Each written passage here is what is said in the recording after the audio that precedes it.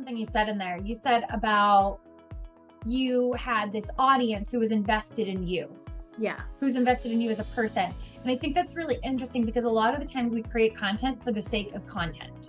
We don't create content for a purpose, which is fine. Not all content has to have a greater purpose. Yeah. But you also have to, it does not.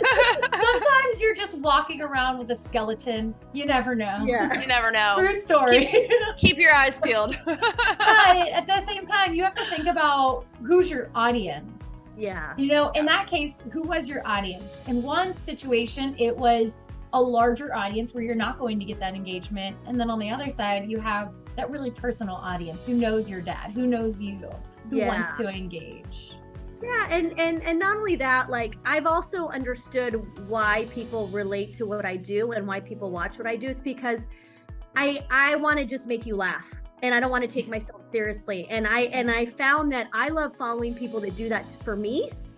You know, like one of my favorite people to follow, and he just posted yesterday, and he just had me on the floor, and I was like, this guy is Ryan Reynolds. Like he's just, I love him. Like, genius.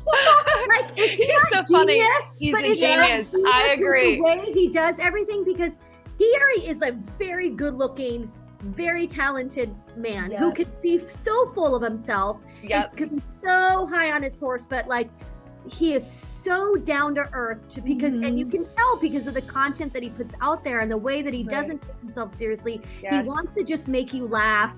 Like he's not trying to be like some, you know, like industry leader, thought leader, you know, he's just like, I'm going to entertain you. And those are the type of people that I love to follow. And then I'm like, you know what? Well, that's kind of like what I want to do, right, for people is just be someone that when they come and see my content, they're like, oh my God, that was just really funny. And the fact that she totally just like dogged herself on that, like that was cool.